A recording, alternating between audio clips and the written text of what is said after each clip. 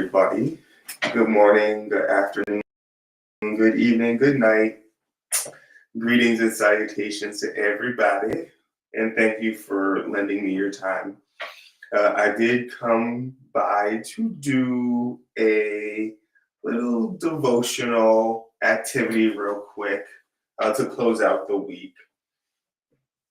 And so technically we still in the morning, so we keeping up with our little habit of doing it before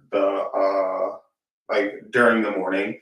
Unless like you in a different part of the world and you watching this and like this happens to be like your bedtime, then like for you it's still your bedtime. Like we about to, you know, be into that place where it's gonna change, but it has not changed yet. And so how I was taught is whenever you start your activity, whenever you start your ritual, whenever you start your prayer, that is the time of day that it is initiated in. When it comes to magical hours, if you start your ritual at Mercury o'clock, then your ritual is a clock ritual. If any of you know what I mean by magical hours, that will make, or planetary hours, then that will make some sense. But for the time being, you know, it's Friday morning. It's been a phenomenal week, of course, and we are going to maybe think about that as we engage with our higher self. And of course, the prayer is simple. I invoke my higher self. I set aside the veil so that my higher self and I are united and complete. I trust my higher self. I accept the attunements that my higher self have for me.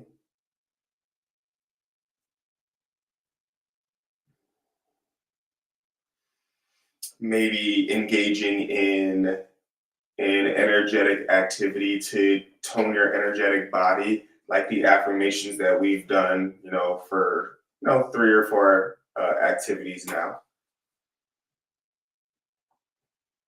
This is also a great time to make offerings of gratitude to your higher self. Grateful for the day, grateful for the great week. I would rank this week an 8 out of 10, with 10 being the best week possible. Or if it wasn't an 8, I would rate this week a 7 or a 5, whatever it was. Thank you for the opportunities that came to me this week. Help me to best out of the opportunities that I chose to accept. Thank you for the health of my family. Thank you for the well-being of my family. I did find a prayer in a book, and I do want to maybe get as an example. Grant me, O God, a good and pleasant hour, that all sick people may recover, and all distressed in body or mind repose or grace may find, and guardian angel may hover them over, and all those captive and in bondage fettered may have their conditions and troubles bettered. For all good travelers on horse or foot, we wish a safe journey, joyful and good. And good women in labor and toil, a safe delivery and joy.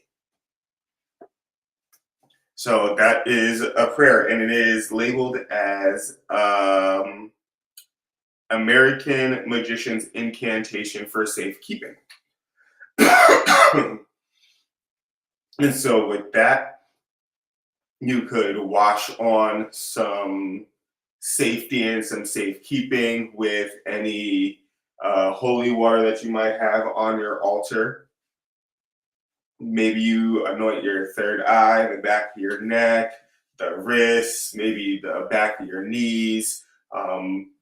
Might be things that you specifically cleanse.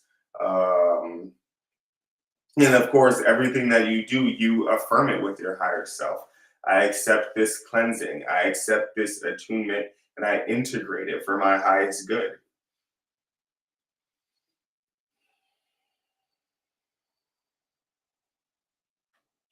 Of course, continue to engage in that active breathing. You can experiment with different kinds of breathing. So of course we got the in through the nose, out through the mouth to the count of four. In 2, 3, 4, hold 2, 3, 4, out 2, 3, 4, in 2, 3, 4, hold 2, 3, 4, out 2, 3, 4. Um, the circle breathing or the box breathing. But then you can also do the breath of fire, which is just in and out through the nose.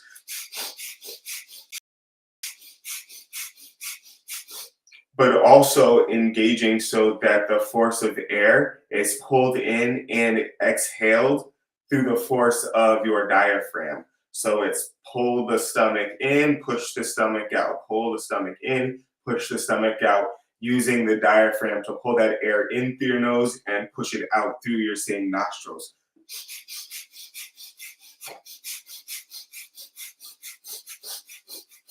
And you can do that for, and like I've been saying in the previous exercises and activities, the breathing really does help you downshift out of that fight or flight into that rest or digest mode so that you can start to experience that calm and that comfort. And you don't have to feel like you are on the go, go, go. You can maybe help yourself reduce the amount of cortisol that is flowing through your body, stressing your organs out, leading you to, maybe die earlier. And then I will also maybe impart a piece of information that I learned. When you were starting your breathing activities, start with an exhale. Then inhale. Like in yoga, when we are moving in and starting to do our asana and we are starting to pair our breathing with our movements, we do start with the exhale first and then an inhale. And that may or may not be a trick to immortality as preserved through the yogis and the Sufis who teach yoga. If you want to look more into that, you can definitely talk to other people who teach yoga, and a bunch of them will be like, yeah, nope, that's like a thing.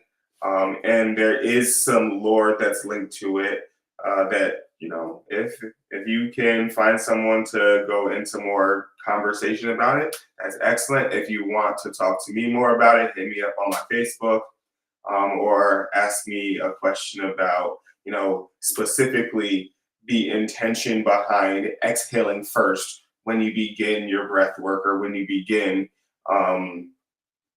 the toning of your nervous system and recovering from trauma. Like, what's the little secret behind exhaling first?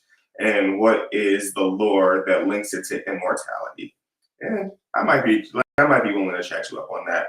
It's like I'll have a source where you could go and check it out too. Um, because that's what my yoga teacher had for me. Like when they handed me the piece of information, they're like, "Oh, well, also you could cooperate it." Like other Sufis, other yogis, other teachers like talk about this and like part of that tradition. So hopefully you find this helpful. I do encourage breath work. I do encourage affirmations, even if you don't want to sit and meditate and visualize any of the lights passing through your energetic body. I do encourage a shield, even if you don't think you need to. If you live in this world at all, then you know that there's just like random ass energy flying around, just waiting to hit its target. Um, so shield, affirm, definitely those the uh, the recommended lists of things to do. Thank y'all for joining me today. This is likely going to be my last one for this week, but I'll likely be back at it again, talking about the dynamic practice that is the relationship with your higher self. It's linked with self esteem and wellness, from a Corellian perspective. Thank you for joining me for these past couple of minutes. And until next time, may you blessed be. We